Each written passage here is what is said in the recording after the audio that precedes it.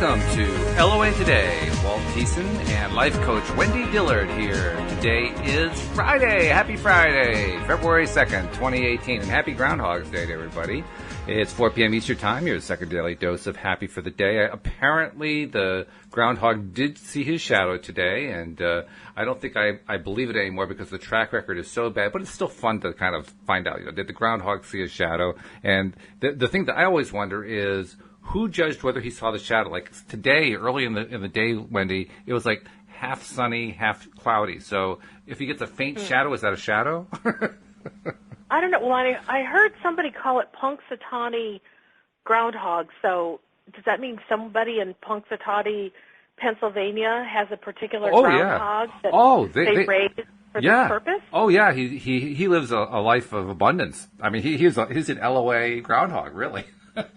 Wow. They have an entire committee that takes care of it in Punxsutawney, Pennsylvania.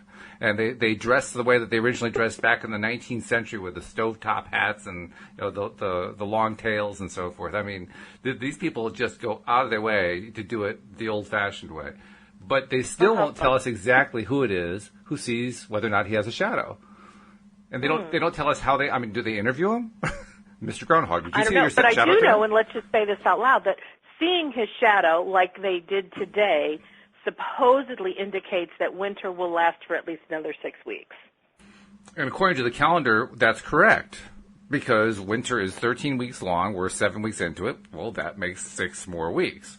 So even that part... So that means that we'll finish out winter instead of the spring coming prematurely. I think that's what it's really intended to mean. But the interesting thing is, even in the years when they said that we're going to have an early spring, the calendar never actually started spring until April, so I don't quite get it. That is interesting. Well, I wasn't around when they were creating the calendar committee. Yeah, right. But they do have a lot of fun. You can always tell because in all the photos, as they're holding Phil up, they're all smiles, they're all having a great time, and you can tell that the person who is the grand poobah of the committee loves being the grand poobah of the committee. So, hey, at least they're having a good time in Punxsutawney, Hey, if somebody found a way to feel good, it's 2 thumbs up on my end. Absolutely, I agree. And speaking of feel good, a couple of interesting pieces of news where the book is concerned. First of all, the stories have been coming in from our large team of co-authors at a pretty hefty pace. 28 of them have now sent in stories. Many of them actually, including yourself, have sent in multiple stories. So I don't have an exact count on the number of stories, but it's somewhere around 35 stories so far, and more to come. So this book is really coming together. It's pretty exciting on that score. And I was also taking a look at the statistics for the website because, of course, we always want to keep track of how many people are listening to the podcast and how often they're listening and so forth. And last month we had a record. January, we had the most ever. It was actually 1/3 of all the plays we've had since the beginning of time, or at least the beginning of the podcast. And among other things, I also discovered that the average listener is now listening to 30 podcasts a month. That's mind-blowing. Wow. Yeah. I mean, that's like one a day. Yeah. That's cool. I mean, we're definitely making headway with the people who are finding us. The people who are finding us are loving it. And I love that. That's great. I mean, something that I've been doing for love all these years, now other people are loving it. Like, this is fabulous. Wonderful. I'm very excited by it. And you ought to be, because you created something a long time ago, and now you're picking up traction with it just in an incredible way, and your statistics are showing it. And it's unexpected. That's what's so cool about it. Because, I mean, I did it for, 4.5, 5 years without hardly anything going on. But I just kept doing it. It was fun. I was enjoying it. And then all of a sudden, boom. This huge, boom. It was a boom. It was a boom of listeners. Like a groundswell. A groundswell. It's a groundswell. It's a groundhog swell. So, yeah, it's been fantastic to do it. I buy into that totally. I do. Now, Actually, well, the question that I guess I should have been able to answer is, what was the sign? And I know that we certainly got the groundswell when I started asking people, please subscribe to the podcast, because they started subscribing to the podcast. And that has certainly made a difference. And you added 10 more shows a week. And I added 10 shows a week, yes. And so now it's a we instead of just a couple of us. It's like 5 of us, 6 of us doing the show now. So, yeah, it's kind of increased rather dramatically. But I'm wondering if there were any signs that I might have missed along the way. Because, it's quite possible for me to have missed signs because I was never really good at understanding what the signs were anyway. And, in fact, if I got an insight, I didn't know it was an insight. Through the contact that I've had with you and with Cindy and Tom and of course, Joel and David as well, I've been learning more and more about how to pay more attention to insights and so forth. So it's very easy for me to look back and say, yeah, I probably could have missed the signs entirely. But, I'm not really sure. Were there signs? I have no way of knowing. How do you know when something's actually a sign? I guess that's what my question is. How do you know that? Now, are you saying that, Walt, because you're trying to lead into our topic, or is this kind of separate? Yes. Okay. So let's talk about our topic. Okay. So our topic is, you told me to introduce it, and you wrote it down. So let's see. Oh, is anything really meant to be? And what I meant by that topic is the times people will have something occur and they'll go, like if something not so cool happens, they'll go, well, everything's meant to be. And so, okay, if I didn't get the job, I guess I'm not meant to have that job. Or if something good happens, you go, look, it must have been meant to be because this good thing happened. And so that kind of goes along with giving meaning to circumstances and things that we would call signs. And I just thought we could play with that. Like, is there such thing as a sign that's supposed to have a specific meaning? So, okay. If you can take that back into the questions that you were asking, let's go with that. I'm not sure I can. I think I have to start back with my original question. How do I know when what some people would say is a sign is really a sign, and how many, to paraphrase Freud, when is a cigar just a cigar? Well, last week I think it was, or the week before, we talked about, synchronicity or coincidence, and I think we both concluded there are no coincidences. Everything is a synchronistic something that law of attraction has orchestrated on our behalf. Mm-hmm. So if we kind of bring that forward into this topic and we think about, is anything specifically really meant to be, and do things really have certain meanings? I kind of know where I stand on that, but, do you think certain things are, destined to be because certain things happen? I've always had trouble with the first part of that, destined to be. Even long before I discovered law of attraction, the idea of fate just rubbed me the wrong way. Nothing about that resonated with me. And so when I heard about the law of attraction and how you make your own fate, so to speak, you attract everything into your life based on what you think about and feel about, and events that you participate in and what you talk about and all this other kind of stuff. Well, that made a whole lot more sense to me, because now you're not tied down to this blind, faceless, nameless fate that's just going to determine whatever happens to you.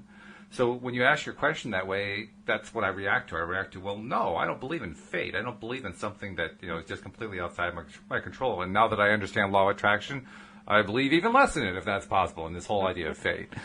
On the other hand, do I believe that stuff is inevitably going to come around to me? Well, inevitable, I guess it's inevitable in the sense that if I focus on something, then I have at least, and focus on for a sufficient period of time, not just a second or two, but enough time that something could possibly manifest, then yes, I guess inevitably that thing comes to me.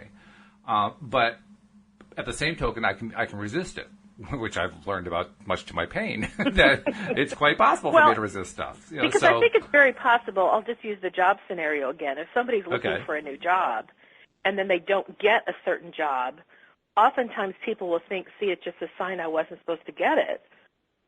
And they kind of resign themselves. And I guess I don't think that anyone should ever resign themselves and throw your hands up well, it just wasn't meant to be and I'll just move on. Because I think everything has information for us.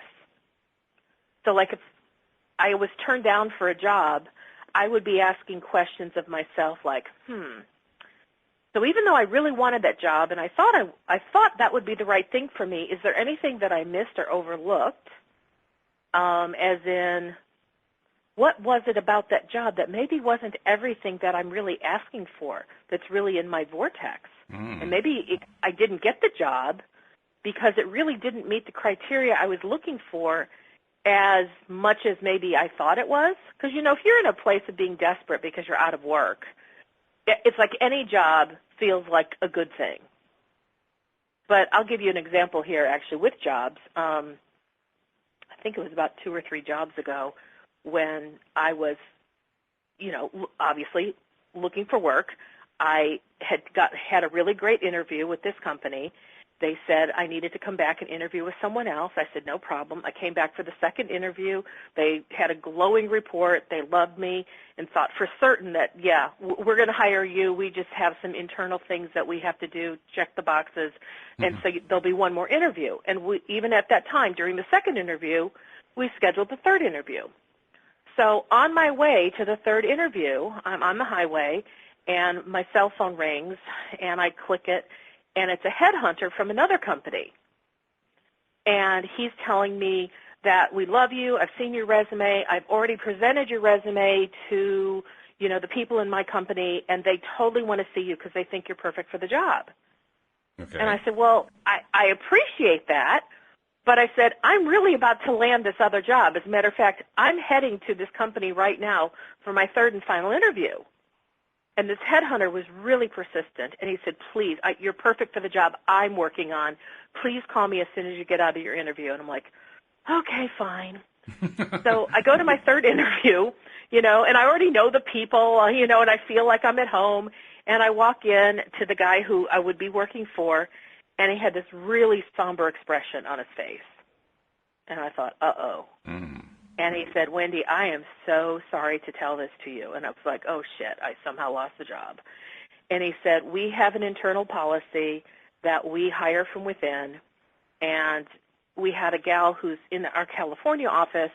She's wanting to transfer to Texas because her husband got a job in Texas, and we are the closest company to her, and internally HR tells us we have to hire her. And she's the same position that you were going to fill. And so, unfortunately, we can't hire you, and we're so, so sorry. And I went, okay, well, thank you. And I left.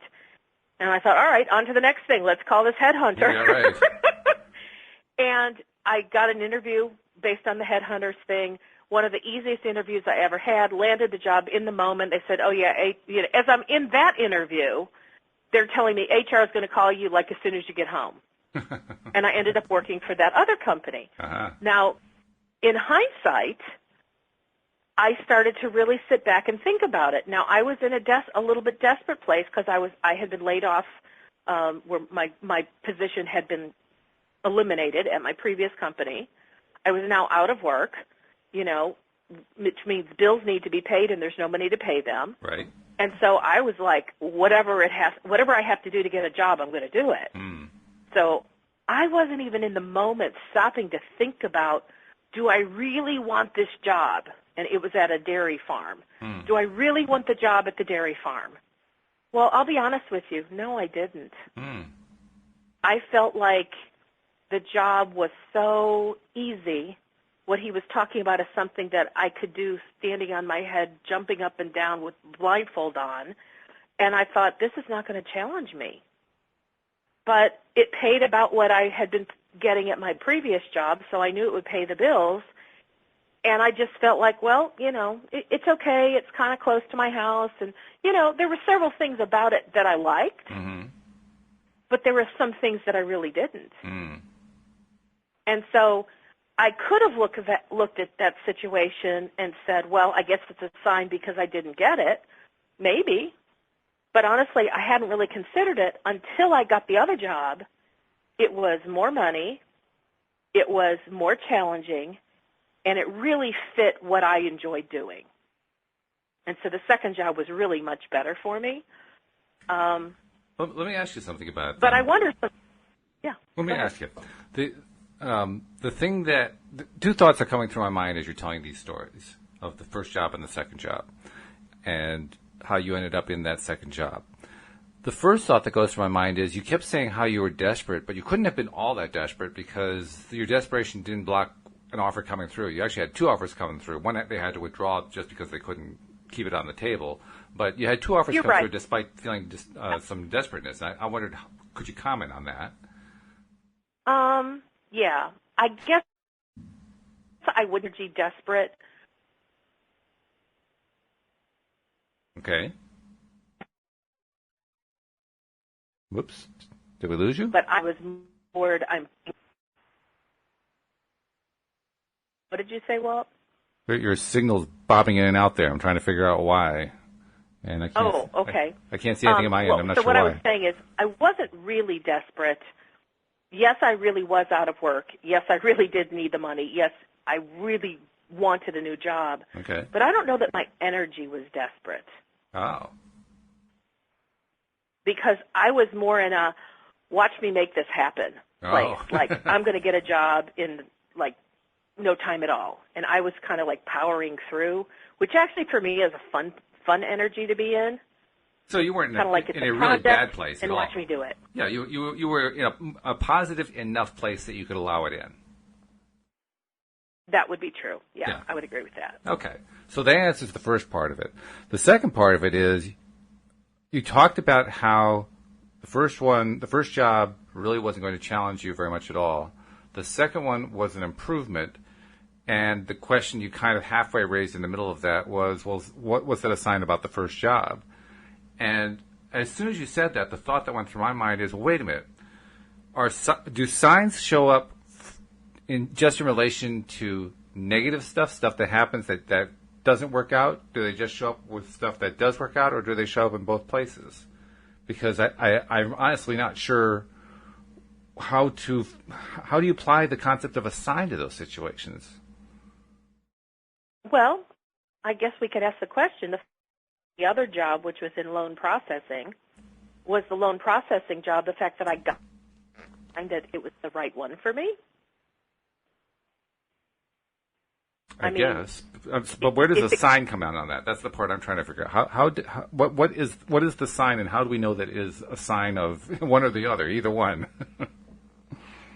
Okay, well, so I would look at when I was sitting in the interview room with one of the managers who was interviewing me, the part about it that was, to me, the most interesting interview I ever had, she hardly asked me anything about my qualifications.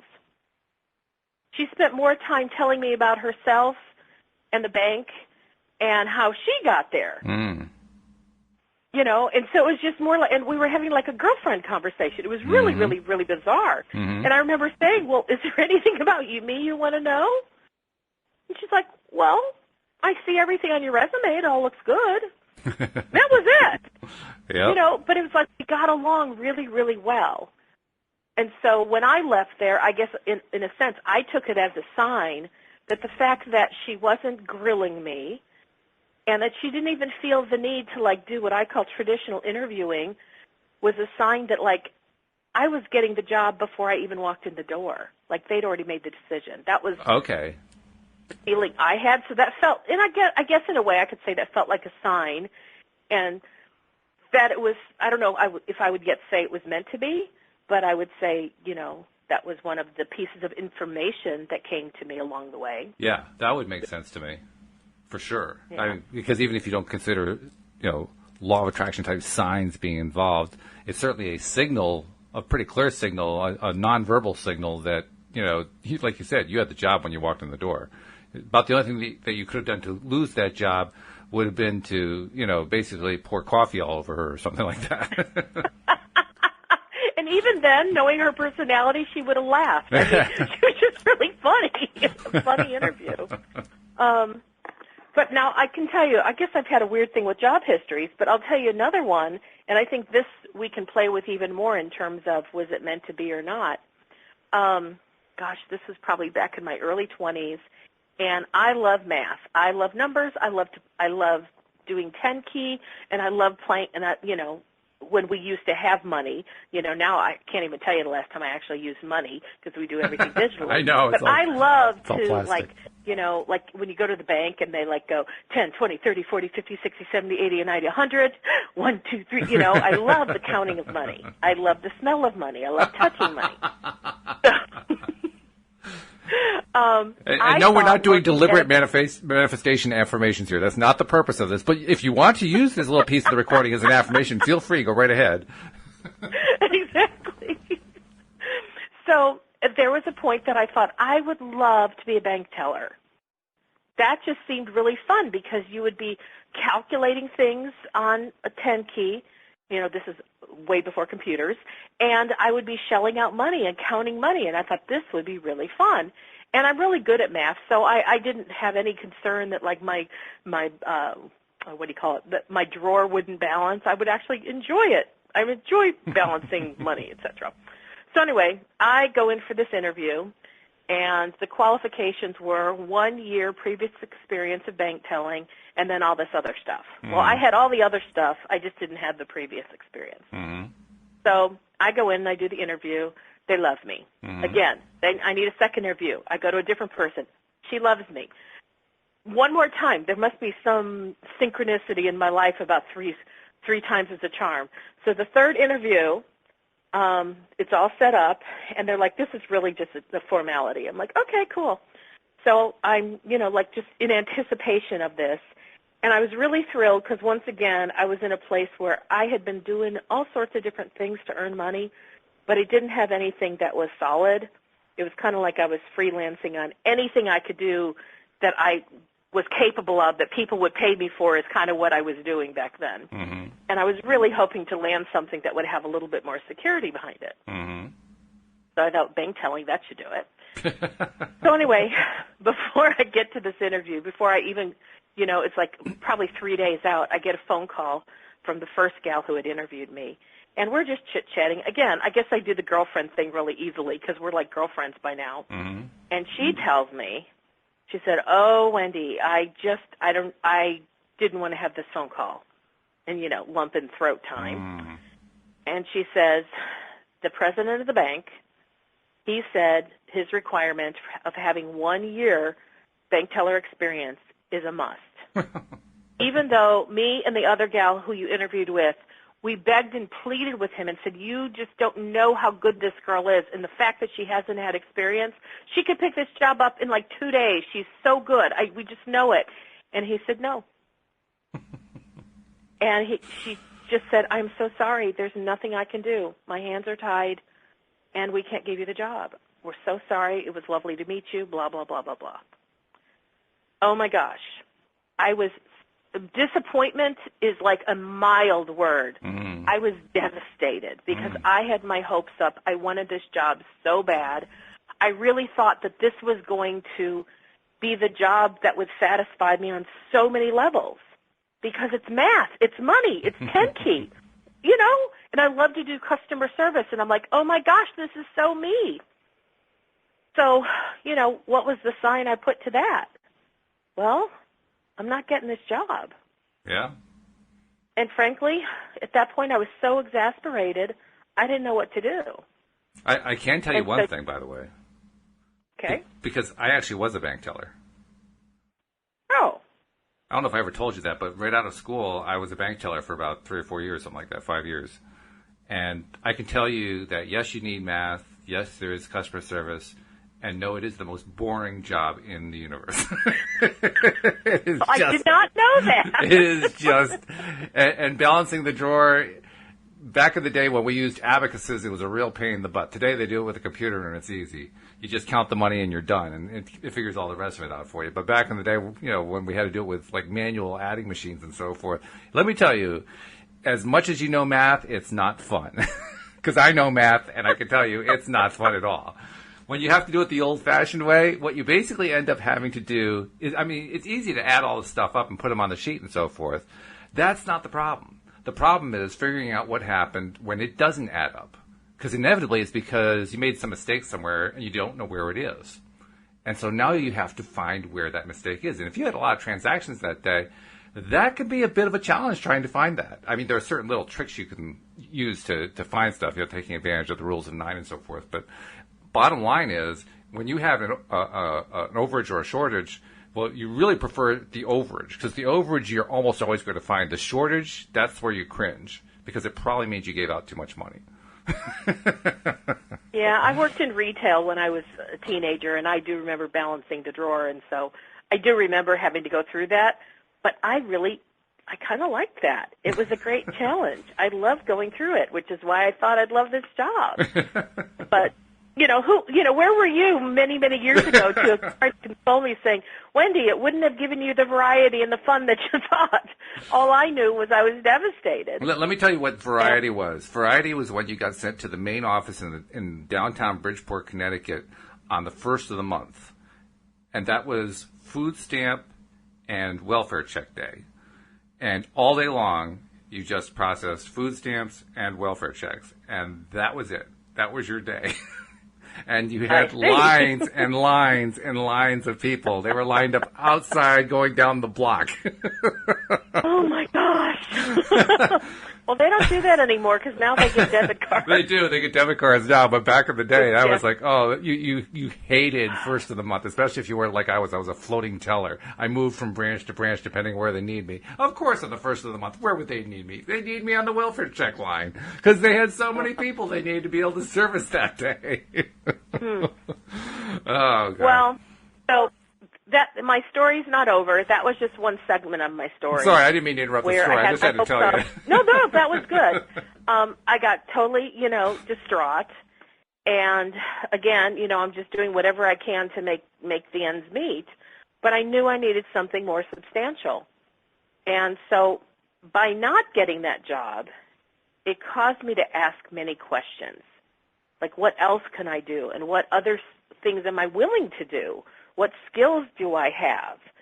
Of course, I was looking at the classified ads to see what was available and see if any of that would jog my thinking. But nothing really was popping up for me. Mm-hmm. And it was interesting because the one skill that I had, that I knew I had, that was marketable was my ability to sew and to make patterns, because that's what my education was in. Okay. But that was not what I wanted to make a living at. Uh-huh. I had gotten that education for my own personal fun. It was my hobby. And I just had this feeling if I made money at it, it would never be my fun thing again. Good insight. It would become work. Yeah. But over time, when you do get desperate, and yes, I was now desperate, you do whatever you have to. Yep. And back in the day, I went through the Yellow Pages, and I called every place that I could think of that required any kind of sewing services. Oh, okay. And I kept getting no. For all the traditional things, like the literal sweatshops, the manufacturing, of garments, all those places said no. They didn't have anything open. Yep. So I went, all right, let's get really creative. What other kinds of places could use my skills? Mm-hmm. And I don't even know how this word even popped into my head. But I thought, well, yes, I do, because I had worked at a theater for a while in the, taking tickets. And I thought, well, maybe there's theaters or costume shops that could use my sewing skills. Ah. So I started calling them in the phone book. And one gal, I'll never forget, her name was Laura, and I told her what I was looking for. And even back then I was looking for work from home, because I said, I can sew, and I know that some companies have what's called piecework, right, where you go and you pick up all these pieces where they've already cut all the parts of the pattern, and you take it home and you sew it, and then you bring it back as a finished garment. Mm-hmm. And most of the time, they'll have multiples of something that they need sewn, so you're making the same shirt over and over and the same dress, blah, blah, blah. And so I told her what I was looking for, and she goes, let me put my manager on the line. And so now I'm talking to Louise. And so, not your wife, Louise, but another Louise. No. And she says to me, before I could even go into the whole fullness of what I do, she went, well, I don't know about piecework, probably, but we need somebody in shop. Could you come in tomorrow? Ooh. And I'm like, from someone who's desperate and has no idea how I'm going to make my ends meet in a couple of days when the rent's due, I'm like, yeah, I can come in tomorrow. Sure, yeah. And it was wasn't even a long-distance drive. And she goes, if you could just help us the rest of the week, we could talk about what's next. So I went into work Wednesday, Thursday, and Friday at this costume company.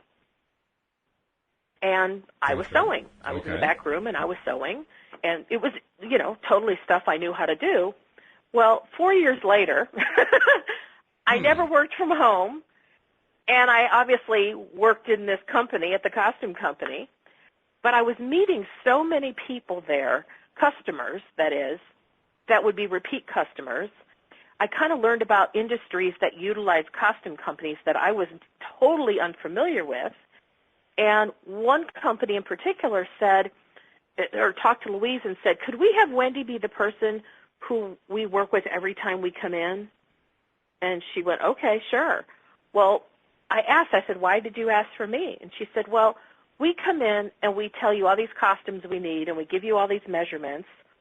And when you pull a show, that's what they call it, when you pull a show for us, everything fits our actors. And nothing needs alterations.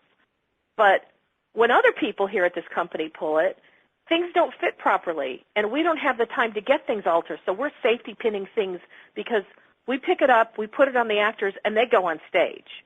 And we don't have time for alterations, but we like what you do because it always fits our people. I was like, well, that's quite a nice compliment. Okay. Yeah.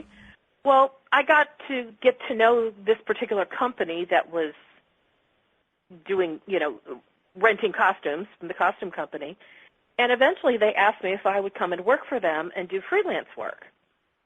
And so eventually I did. And that's how I became a freelance costume designer, which I did for about 10 years. Wow. And it was truly one of the most magnificent jobs I could have ever had.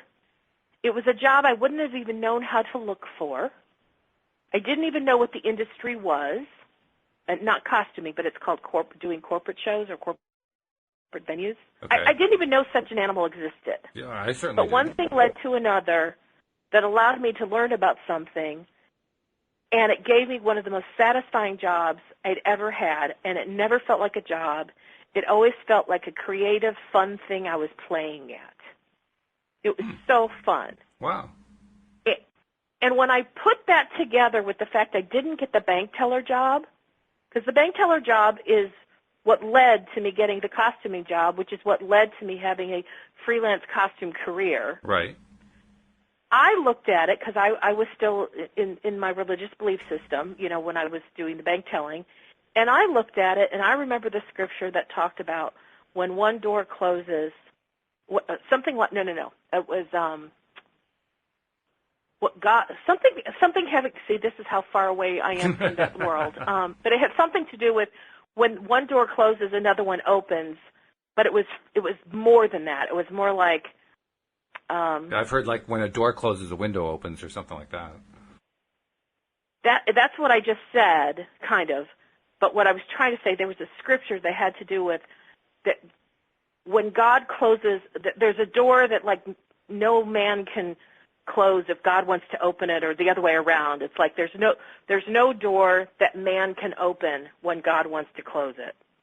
All right. And I know I'm not saying this right, and I'm kind of really bastardizing this scripture. I won't tell. But I really did have a belief that if that door was closed to me, and it was closed, slammed shut, then there was a higher power than myself that was creating a sign that said, you are looking in the wrong direction. So whereas I thought bank telling would be my dream job, I took not getting that job as a sign that was not meant to be.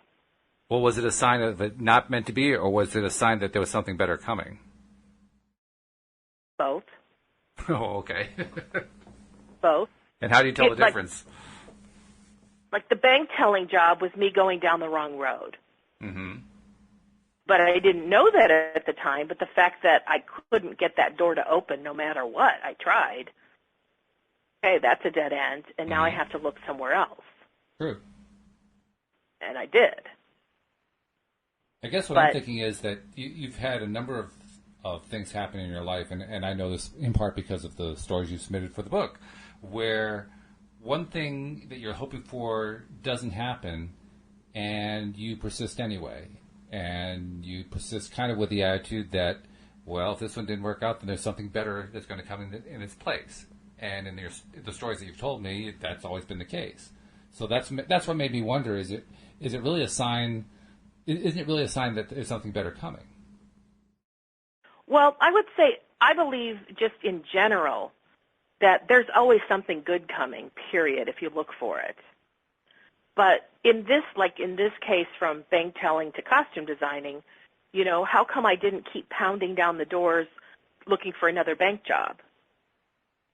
But there was something about it that had such a sense of finality that said, stop looking for bank telling jobs. Like, this is not what you're looking for. You think it is, but it's not.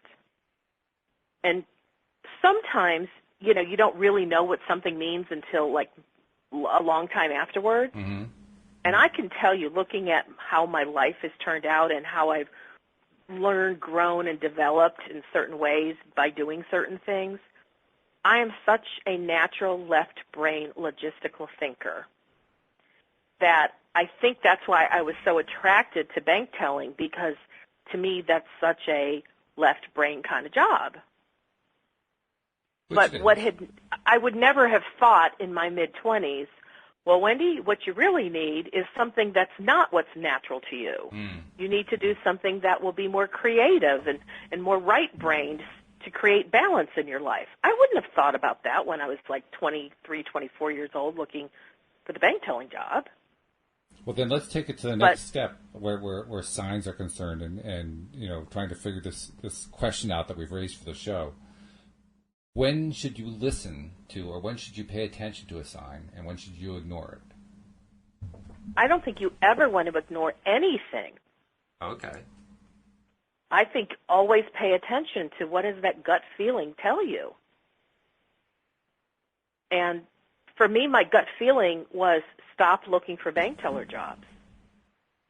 Did it actually feel like that? I could have continued to look for them, but I didn't. Do you remember that it actually felt that way? That it was like a message saying? Oh, yeah. Oh, it was very clear then. Okay.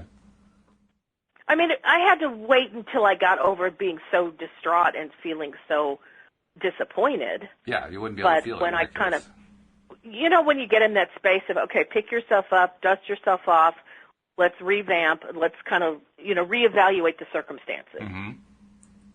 And when I did, and I knew one of my options was, should I look for other bank jobs? And I just had this sense of, no, that's not the direction. You need to look somewhere else. And I'm like, but I don't know where else. And it took me a while until I came up with the sewing idea. Okay. But I can tell you, like I was going to say, looking back in hindsight, all the years that I was doing costuming, which was about 15, it was in such a creative world, and I was really using my right brain a lot. Mm-hmm. I really truly believe it created a greater balance for who I am today. How so? Because I feel like I can use my right brain as well as I use my left brain. Oh, I see what you mean, right, because you have the math background and so forth, so that's the left brain. Got it.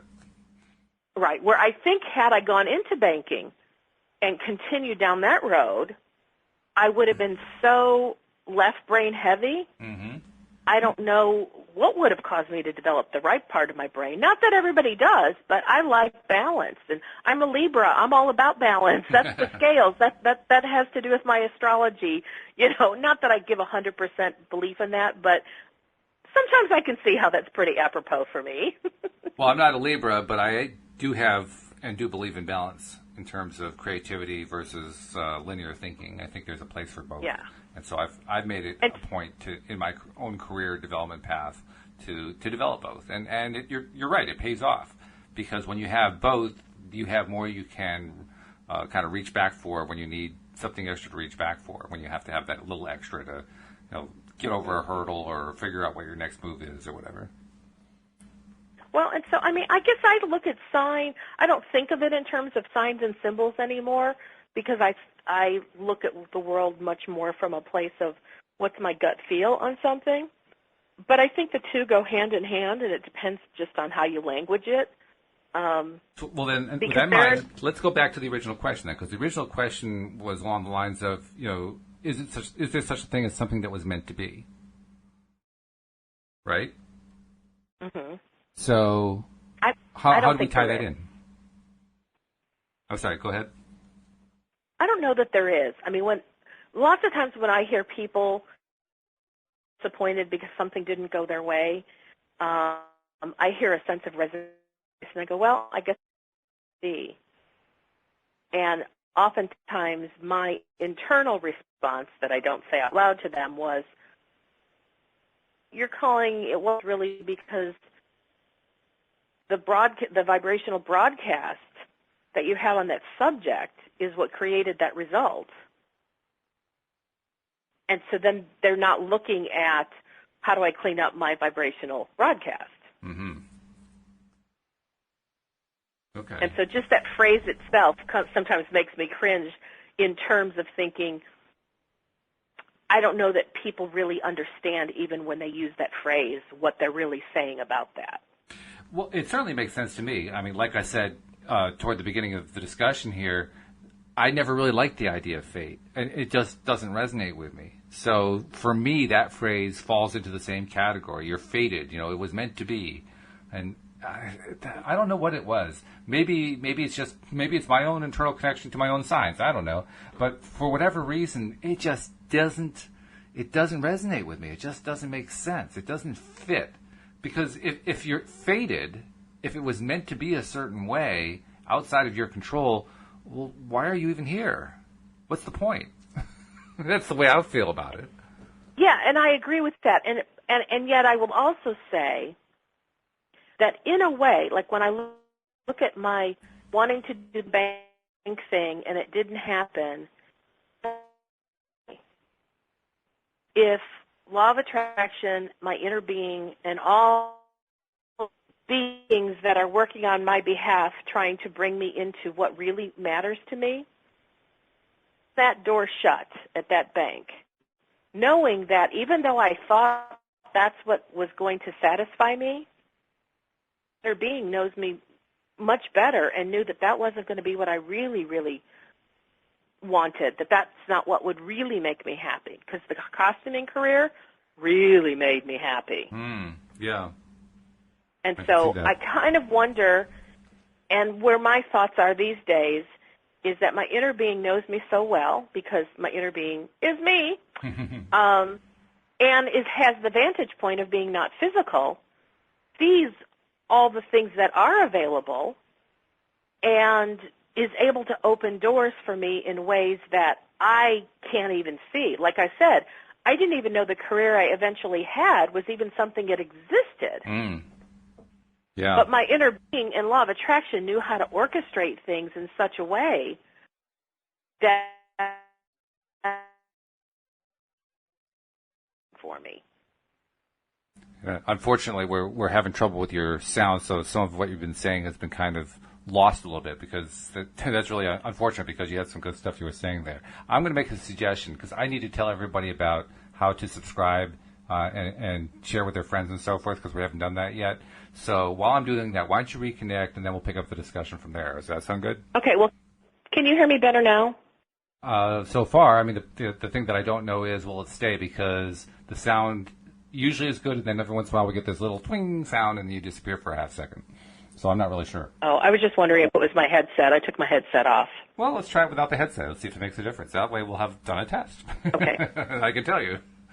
But anyway, I do want to go ahead and tell people, if you are enjoying the show, and if you're finding that this is, useful stuff, and you're getting a nice, happy, and non-negative, that's a great thing in these days and times, having something that is not negative, that isn't filled with drama. If you're enjoying that, then please do subscribe. The people who have subscribed are loving it. Like we said earlier in the show, they're listening 30 different podcasts a month. That's the new high for that.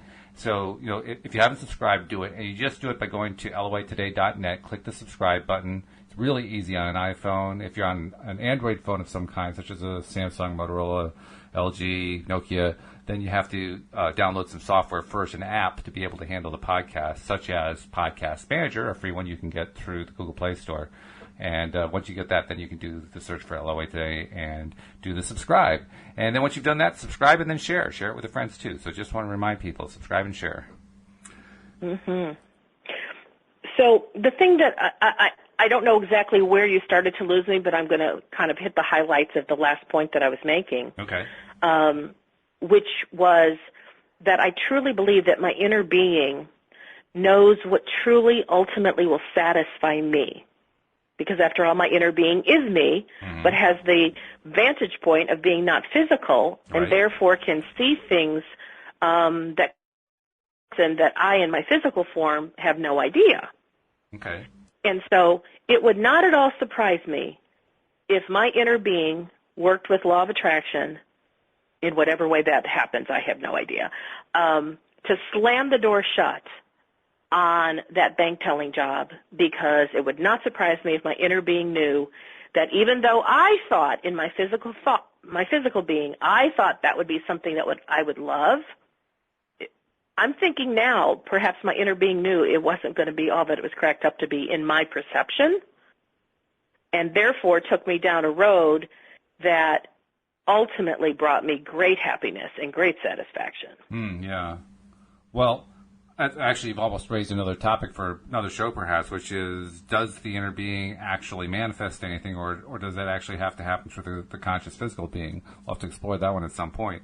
But the question you're really raising here, it's an interesting one. I mean, if you have something that your inner being is saying, no, you need to go over here. This is where the great stuff is. Go over here and do this stuff. And you're either being led to do that, or you're kind of going there by default because you're not sure what else to do. Regardless of whether there's a sign involved there, is this a sign that, that's not really the word I had in mind. Does this indicate that your inner being is leading, or does it mean that you're following the inner being? I mean, how does that work, do you think? I would think that it would be the conscious mind that's doing the leading, and the inner being is like kibitzing in the back seat. Interesting.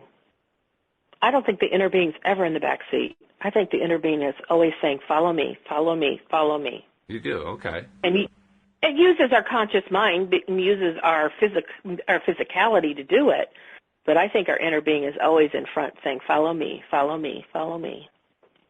Well, it's certainly better than being a backseat driver, I can tell you that.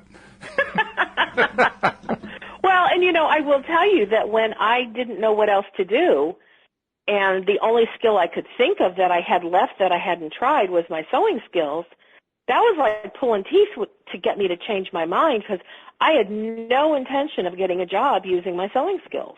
Wasn't going to happen as far as I was concerned. Oops. But what if by chance my inner being was saying, come on, Wendy, let go of that resistance. Let go. This will be the perfect thing for you. This is going to be the thing where you can walk in the door and already know what you're doing, and they're going to hire you on the spot. I was not in a place to hear that because I was so resistant to it. And so who's not to say that I wasn't led down a path, like, let's say that me in physical form was going toward what I thought I really wanted because I thought it was going to give me the result that I really wanted. And let's say my inner being is going, no, not that way. But I'm so headstrong. Yes, I am. I'm so headstrong. I'm going to do whatever I want to do. And my inner being's going, no, not that way. I can't hear my inner being when I've already decided what I'm going to do. Because that's not exactly who I am today, but that is definitely who I was in my 20s. I was stubborn, and I was persevering, and when I got something in my head, that was all I was going to do. And you got some interesting results doing that, too.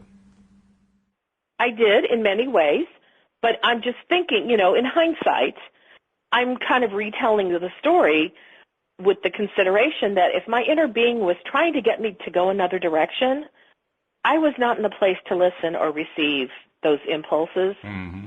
And so I had to go the hard way, where I got my hopes up, I got distraught because it didn't happen. But then finally I got a little bit in a space of surrendering, where I got a little bit more open because I didn't know what else to do. And that was the space that I think maybe my inner being was able to say, use your sewing skills, use your sewing skills. And I finally said, fine, if I have to use my sewing skills, I'll see what I can find in that arena.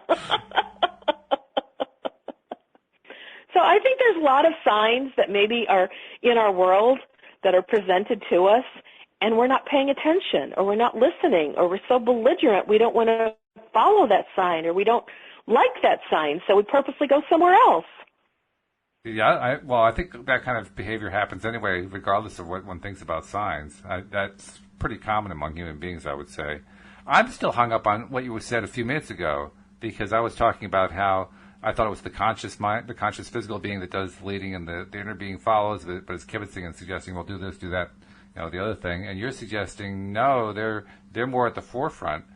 And I guess my question to you then is, well, if they're at the forefront, and if the conscious being, physical being is, conscious is probably the wrong one. If the physical being is supposed to be following in a sense, then what's the purpose of having the physical being? Just to be a follower?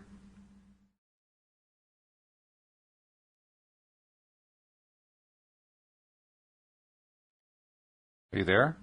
Uh-oh, did I lose you now? I'm not hearing you. You could hear me how I meant it. I don't think they're trying to control our life. I think they're trying to say, here's the path of ease. We have our asking. We have our what we're wanting to do. And at that time, I was wanting a career that was really satisfying. I wanted to know, where do I go to find this really incredibly satisfying career? Okay. Over here, take a left turn. Ask it, and I'm looking for the signs, if you will. But I wasn't open to hearing the signs from my inner being, perhaps, because that skill very well. Inner being also talks very quietly, and I was quite the boisterous, stubborn, do-it-my-way kind of gal. So I could easily blot out everything that didn't line up with what I thought I wanted to do. Well, I can tell you, speaking of blotting out, there's something funny going on, like the universe is telling us to change channels here or something, because once again, your signal is dropping and coming in and coming out. In fact, there was one point while you thought you were talking live on the air, I was asking, Wendy, are you there? So I can tell you, first of all, the experiment. If you want me to hang up and call back in, I can. Well, we can do that, but I just want to tell you the headset part, that's not what the problem was. We know that for a fact now. But I just can't get out of my awareness right now. We're talking about this stuff, and the signal keeps breaking up. And earlier this week, I spent a lot of time focusing on this problem that I ended up resolving with a computer. And as soon as I talked about the problem, all of a sudden we started having problems. And that was an LOA moment for sure. And I'm wondering, is there something about this signal dropping that it's trying to tell us something? I mean, we're talking about signs, right? I wonder what this is a sign of. It just strikes me, this is a sign of something, but I don't have any idea what it would be a sign of.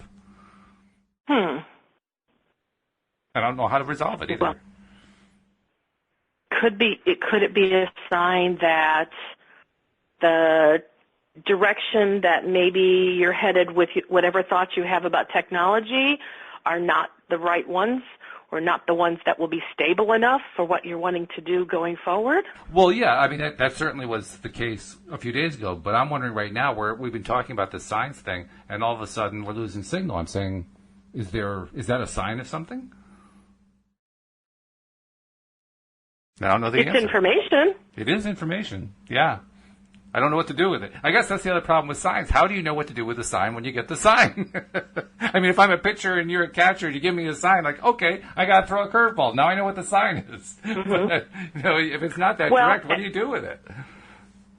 And to me, that's why it's so valuable to develop a communication with your inner being or with the universe in order to understand what things mean. Like one of the tools that some of my friends use quite often, it's called light or heavy, which is when they ask themselves a question, does it feel light to them when they think on the answer, or does it feel heavy and dense? Because that lets them know they're moving in the right direction or they're moving in the wrong direction. Oh, okay. It's kind of like the hot and cold game. Yeah. If you're moving toward the thing that, somebody has said, okay, I'm secretly thinking in my head, this book on this bookshelf called The Law of Attraction.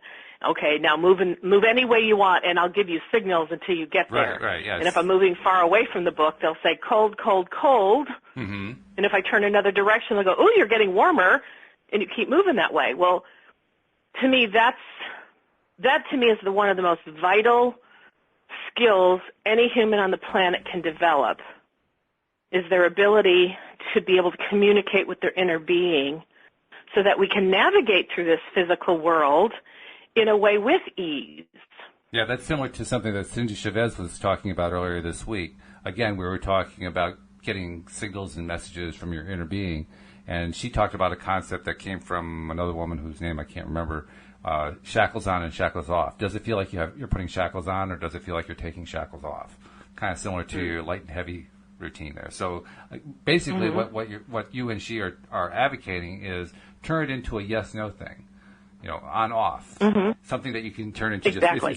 There's just two choices. Which one is it? And that way, there's a nice, easy way to send a signal. Right. So if I knew how to do this when I was looking for the bank job, and after I'd been told that no, you're not getting the job, I could have asked the universe, do I continue to look for banks as a place of employment? Mm-hmm. And let's say I got the answer, no. Okay. Well, where do I look for a job? So let's say That's not a yes or no. That's right. Yeah, there's no quick answer to that as a binary type response. But okay, right. So let's say I want to get this kind of thing going with my inner being. Okay, how do I initiate it? How do I say, okay, we're going to play the yes/no game. We're going to play the feel good, feel bad game, whatever you want to call it. How do I know what the signals are? Is it 1 for a fastball, 2 is a curve? I mean, what are the signals? Well, I know that we talked about this on another show where I talked about how you set up the signals, where you base something on what you know is true and what is not. Where I remember saying something like, if I said my name is Walt, okay, how does that feel to me? Mm-hmm. And I think I said, when I say my name is Walt, because I know that's not true, I kind of get a pit of the stomach kind of sensation. Mm-hmm. Okay. And I kept saying things that I knew were not true over and over, and I kept getting this same pit in my stomach feeling. So that was my indication for that's what a no signal is. Right. So in other words, use questions that have known answers, and that way you kind of establish the vocabulary to get it going. Right. So it has a known answer, and then you pay attention to what sensation you experience. You might hear a sound, you might hear, or you might feel something, or you might see something in your mind's eye, or you might hear words in your head. It might be no. I mean, depending on what modality works with the most, that's how they're going to pick up their cues. Right. But then after I got my no signal, then I went to, okay, let's see what my yes signal is. And I said, my name is Wendy, and I kind of feel a sensation in the front of my throat. And then if I say, I live in Texas, okay, I get the same sensation in the front of my throat. So then I keep asking questions that I know the answer is yes, and then that's what helps me determine what the signal is that I'm going to receive for a yes signal. Mm-hmm. Okay. And so I think those are better signs and symbols than just going with the arbitrary, something didn't work, it didn't go the way I expected, it must be a sign that it wasn't supposed to happen.